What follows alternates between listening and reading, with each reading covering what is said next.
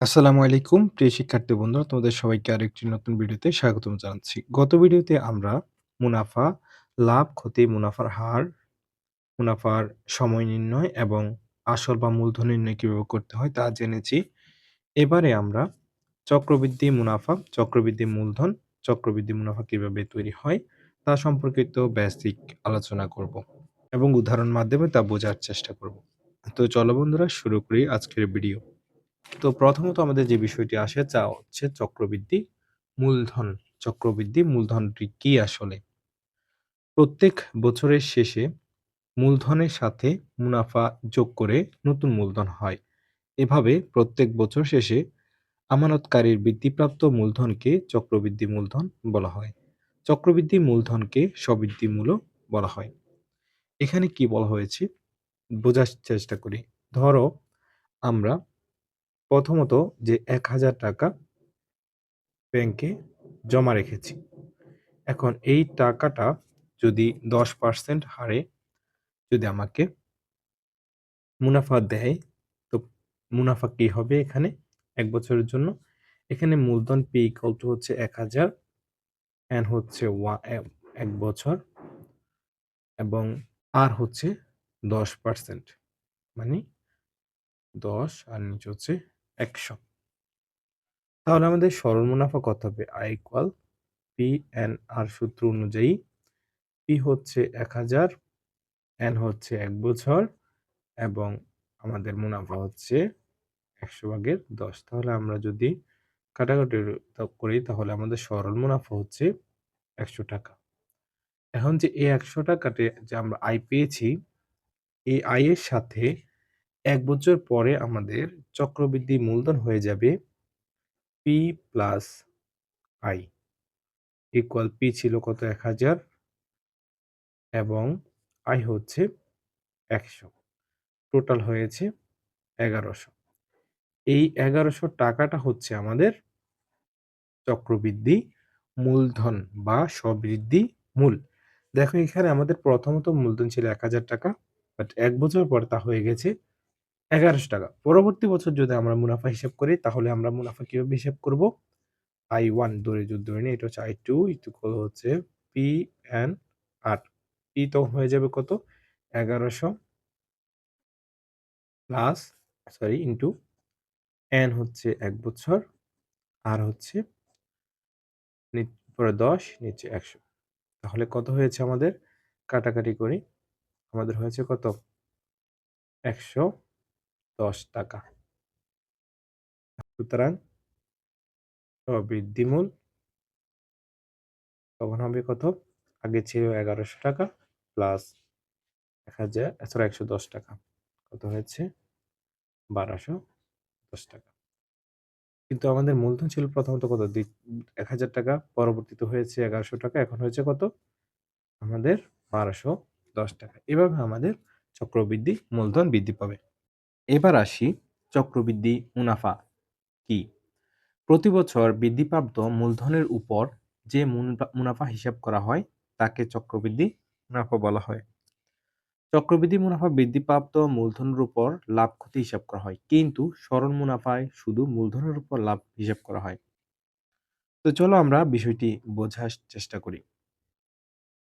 আমরা চক্রবৃদ্ধি মূলধন তো পেয়েছি, যে এর আগে কিভাবে চক্রবৃদ্ধি মূলধনটা বৃদ্ধি পায় তা দেখেছি।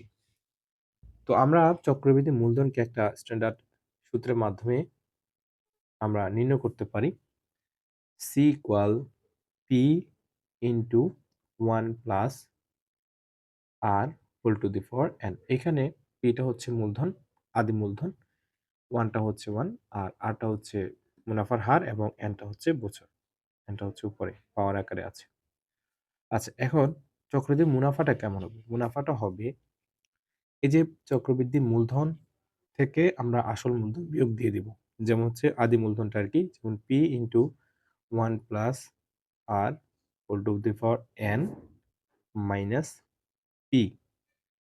একে আমরা এভাবে লিখতে পারি যে এটা তো হচ্ছে C মাইনাস P। এটা হচ্ছে চক্রবৃদ্ধি মুনাফা। ঠিক আছে? আমরা চক্রবৃদ্ধি মুনাফাটা এভাবে নির্ণয় করতে পারি।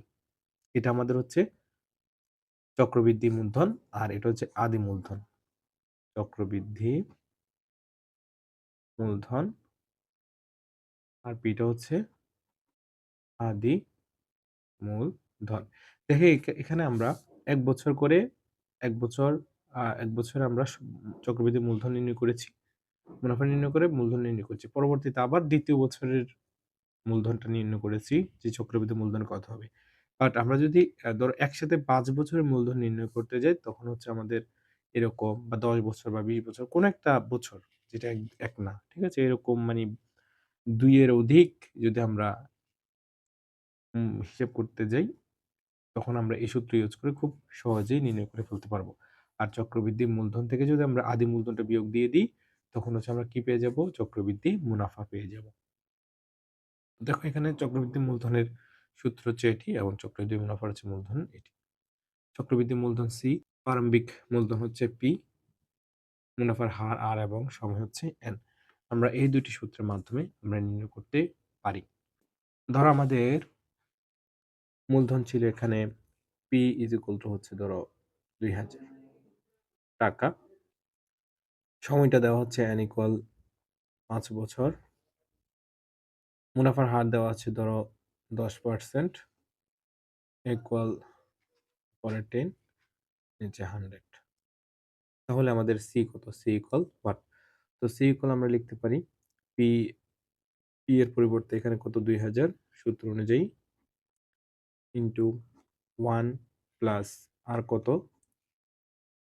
১০ নিচে হচ্ছে 100 আর উপরে হচ্ছে কত? ৫। কাটাকাটি করি। তাহলে এখানে হচ্ছে ২০০০ ইনটু নিচে হচ্ছে ১০, ১০ plus ১ two the power ৫ equal ২০০০ into পরে ১১ নিচে ১০ টু দি পাওয়ার ৫। এখানে ক্যালকুলেশন করলে যা হবে তা হচ্ছে আমাদের চক্রবৃদ্ধি মূলধন। এবার আসো, ধরো আমরা চক্রবৃদ্ধি মূলধন এখানে পেয়েছি ২২০০ টাকা। তাহলে আমাদের প্রারম্ভিক মূলধন ছিল হচ্ছে ২০০০ টাকা। তাহলে আমাদের চক্রবৃদ্ধি মুনাফাটা কত এখানে? ২৬০ টাকা। এটা আমরা ধরে নিলাম আরকি, বাট এখানে ক্যালকুলেশন করার পরে যা আসবে তা থেকে বিয়োগ দেওয়া লাগবে। এবারে আমরা বিষয়টা একটা ম্যাথ সলিউশনের মাধ্যমে বোঝার চেষ্টা করি। বলা আছে বার্ষিক শতকরা ৮ টাকা মুনাফায় ৬২,৫০০ টাকার ৩ বছরের চক্রবৃদ্ধি মূলধন নির্ণয় করো। তো আমাদের কি, কি ডাটা দেওয়া আছে? প্রথমত দেওয়া আছে মূলধন পি ইকুয়াল দেওয়া আছে ৬২,৫০০ টাকা।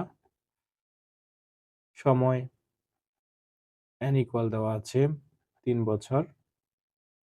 মূলধন পি, এটা পি, এটা হচ্ছে সময় এন, এবং এটা হচ্ছে শতকরা ৮ টাকা মানে ৮% মুনাফার হার।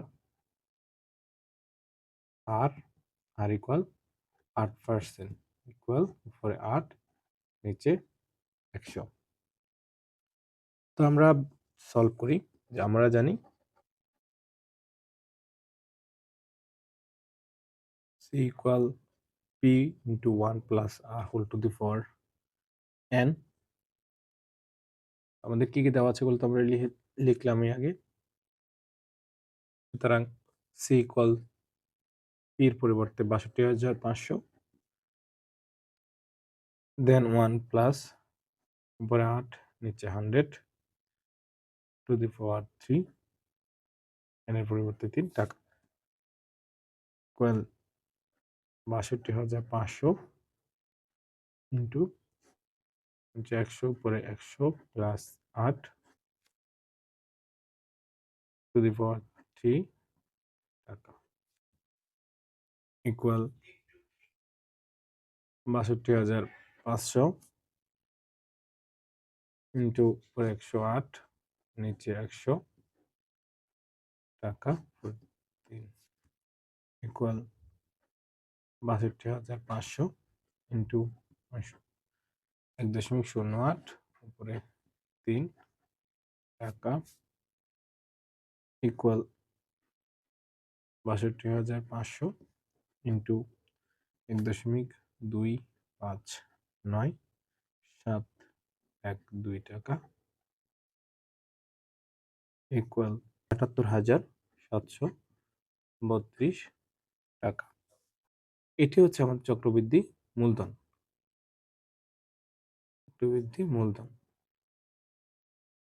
বাট যদি পরবর্তীতে আমাদের চক্রবৃদ্ধি মুনাফা নির্ণয় করতে বলে, তাহলে আমরা কি করব? সি থেকে পি বিয়োগ করে দেব। তো সি হচ্ছে চক্রবৃদ্ধি মূলধন এবং পিটা হচ্ছে প্রারম্ভিক মূলধন। তো চক্রবৃদ্ধি মূলধন ছিল ৭৮,৭৩২ যে আমরা একটু আগে পেয়েছি এবং আমাদের প্রারম্ভিক মূলধন ছিল ৬২,৫০০ আমরা বিয়োগ করে দিলাম। বিয়োগ করে দেওয়ার পরে আসে হচ্ছে ২, ৩, ৭, ৫, ২, ৮, ২ সাথে ৬ হচ্ছে ১৬,২৩২ টাকা।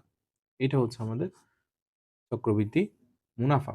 তো বন্ধুরা, ভিডিওটি কেমন লাগলো অবশ্যই কমেন্ট বক্সে জানাবে। চ্যানেলটিতে নতুন হয়ে থাকলে চ্যানেলটি সাবস্ক্রাইব করে বেল আইকনটি বাজিয়ে দিবে এবং পরবর্তী ভিডিওর জন্য অবশ্যই আমাদের সাথে থাকুন। আল্লাহ হাফেজ।